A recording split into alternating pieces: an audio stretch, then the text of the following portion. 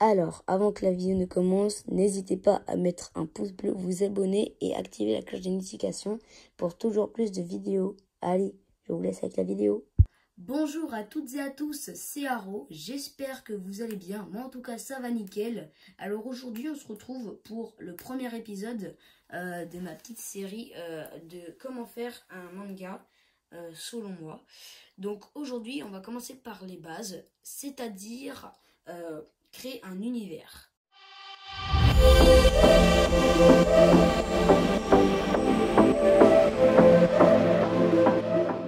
C'est bon, j'ai préparé le matériel nécessaire et j'ai réajusté l'angle de la caméra parce que je trouvais que la caméra, on ne pouvait pas voir grand chose si j'écrivais des choses. Donc voilà, donc j'ai écrit étape 1, c'est justement pour faire l'étape 1, donc pour créer l'univers de notre manga. Alors, qu'est-ce que je veux dire par là? C'est-à-dire, quel thème de manga je veux faire? Est-ce que je veux faire un shonen, une romance, ou alors tout simplement... je sais pas moi, un manga d'action, de terreur, tout ça, voilà, un manga qui vous correspond, bref, et du coup, pour y introduire ce qu'on souhaite y faire. Donc moi, du coup, je me suis inspirée de Senseiya pour faire ce manga. Enfin, du coup, on va commencer à le faire. Du coup, c'est pour ça que je suis avec vous là, pour vous montrer comment faire. Et du coup, Senseiya, je vous en parlerai dans une prochaine vidéo, mais on va pas rester longtemps là-dessus. Donc bref, donc du coup, moi par exemple dans mon manga, eh bien, c'est un manga de chevalier, tout ça, le chevalier du zodiaque, donc Senseiya. Alors du coup, moi, ce que je voudrais, vu que Senseiya c'est en rapport avec les étoiles, tout ça, et que c'est en rapport avec la Grèce, il faut que je précise que c'est un rapport avec la Grèce. Donc il faut un univers voilà, qui parle de la Grèce, qui se passe dans la Grèce si je le veux. Après, vous faites comme vous voulez, vous, c'est comme vous voulez. Vous faites ce que vous voulez, c'est votre manga. Il faut pas qu'on vous dise, ouais, fais ça, fais ça. Non, c'est vous qui décidez. C'est après, si vous aimez l'idée d'un de vos potes, vous faites ce que vous voulez. Mais vraiment, ça doit partir de vous à la base. Donc, il faut bien que je marque mythologie grecque. Oui, je fais quelques fautes en orthographe, j'ai un peu de mal, mais bon, c'est pas très grave. Je pense que si je vous le dis assez souvent, je pense que vous comprenez. Puis, de toute façon, je marquerai peut-être en haut, je sais pas, je verrai au montage. Alors,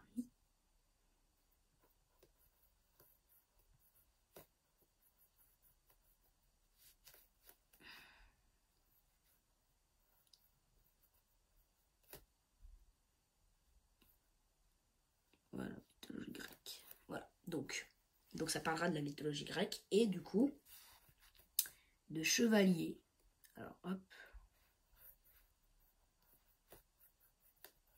Alors je suis désolée, je suis très concentrée, j'ai pas l'habitude de parler quand j'écris ou je dessine, donc pour ça que je parle pas beaucoup, je suis désolée. Alors du coup, chevalier. Voilà, chevalier. Et du coup aussi, il faut bien que je précise aussi dans ma vidéo là, que ça va parler aussi des constellations mon manga, donc il faut bien que je marque constellation ou signe astrologique. Tiens, je vais marquer constellation à la place du coup.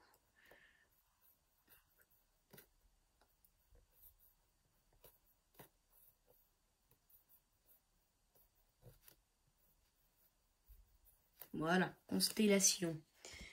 Et du coup, après avoir fait ça, du coup, je vais avoir plusieurs idées. Donc, il faut que mon manga parle de la mythologie grecque, des chevaliers et des constellations. Donc, il faut faire attention à ça. Par exemple, si vous ne savez plus ce que vous voulez faire dans le manga, vous regardez et vous allez vous rappeler du coup de ce que vous allez faire. Donc voilà, comme ça au moins ça vous permet de ne pas vous perdre et de toujours savoir ce que vous voulez faire. Et voilà, je trouve que c'est pratique de le noter. Et du coup, on va commencer avec l'étape 2. C'est bon, alors voilà, donc Désolé si la caméra a encore un peu bougé, parce qu'autrement vous n'allez pas voir si j'écris là. Si la caméra était, je sais pas moi, ici, vous verrez pas ce que j'écris là. Donc c'est pour ça que j'ai déplacé. Voilà, je précise parce que ça peut faire bizarre au montage d'un seul coup changer de place. Donc voilà. Alors du coup, l'étape 2, ça va consister en quoi? C'est-à-dire les personnages que vous allez faire dans l'histoire, leur prénom, tout ça, qu'il y ait une cohérence, pardon, et que ça s'introduise bien dans votre manga, tout ça, que vous sachiez déjà comment ils vont s'appeler. Et après, dans le prochain épisode, on va passer au croquis, dessin, tout ça. Voilà. Donc je vous en dis pas plus, vous verrez ça dans la prochaine vidéo. D'ailleurs, en passant, n'hésitez pas à vous abonner, mettez un like et partagez la vidéo. Voilà. Je préfère dire pour rappeler parce que c'est important. Et aussi, regardez la vidéo jusqu'à la fin, ça me ferait vraiment plaisir. Ah, voilà, du coup, on va continuer. Donc, c'est-à-dire, du coup, alors, revenons à nos oignons. Alors, on a dit qu'on allait parler des personnages. Donc, c'est-à-dire qu'on va donner un nom, personnage, un physique, je sais pas moi, une teinture de cheveux, un physique, un âge, le sexe du coup du personnage également. Et tout ce qui va avec. Alors, par exemple, moi, je sais pas, mon personnage, comment je pourrais l'appeler? Bah, tiens, mon personnage principal, ça sera Marc. Voilà, Marc. Voilà, mon personnage principal, ça sera Marc. Il nous faut un personnage secondaire. Alors après, ça dépend de ce que vous voulez faire. Hein. Si vous avez juste un personnage à suivre, vous faites un personnage, vous faites ce que vous voulez. Bon, bref, donc moi je vais lui faire, je sais pas, allez, un meilleur ami, un maître et du coup un rival, on va dire ça comme ça. Alors Marc, du coup, donc son meilleur ami, on pourrait l'appeler Sébastien, tiens, allez, Sébastien.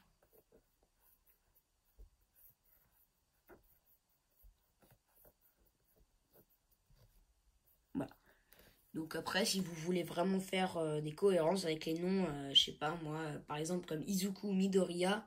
Izuku, ça veut dire vallée, et Midoriya, ça veut dire vert. Donc ça veut dire vallée verte. Ou un truc comme ça, je sais plus trop. Vous me direz en commentaire si je me suis trompée. Je suis pas très, très à jour dans le japonais. Ah oui, je préfère dire aussi qu'il y aura des vidéos le mercredi. Alors, pas toujours, mais si jamais j'ai des idées de vidéos le mercredi, alors peut-être qu'il y aura le mercredi. Voilà. Donc ça dépendra après de votre emploi du temps. Je sais pas si vous avez cours ou pas mercredi. Mais voilà, donc moi je serai dispo mercredi. Mes vidéos sortiront le mercredi et le samedi. Alors le samedi, ça sera toujours samedi. Voilà. Donc du coup, alors après avoir fait mes deux personnages principaux qui vont être là dans toute l'histoire, bah, il faut les introduire dans un environnement, je sais pas, par exemple comme dans Naruto, c'est des ninjas, tout ça, bah là, on va passer à l'étape 3 justement, on va parler de ça. Voilà, c'est bon.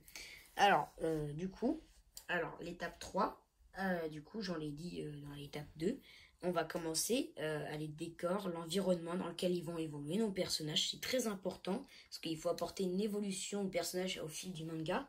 Donc il faut qu'ils passent par plusieurs chemins, des décors, des villages, rencontrer de nouvelles personnes. Voilà. Alors bien sûr, je rajouterai après plus tard plusieurs personnages et je vous montrerai ça dans une prochaine vidéo. Donc là, alors il y a plusieurs étapes dans l'étape 1. C'est vraiment les étapes de base qu'il faut faire en premier. Et après, on fera les étapes un peu plus compliquées. Le dessin, les formes du visage, tout ça. Alors du coup, moi, ça va se passer en Grèce. Donc en Grèce, il y a beaucoup de temples. Donc là, mon début de manga, ça commencera dans un temple. Voilà. Et du coup, ça va se passer en Grèce. Donc en Grèce, qu'est-ce qu'il y a? Bah, il y a des montagnes. Beaucoup de montagnes d'ailleurs. C'est très rare de trouver un sol plat en Grèce. Après, peut-être que je me suis trompée, hein, mais... bah voilà, donc on va marquer montagne, voilà. Ou alors, ouais, terrain rocher. Terrain rocheux, voilà. Voilà, on va faire ça.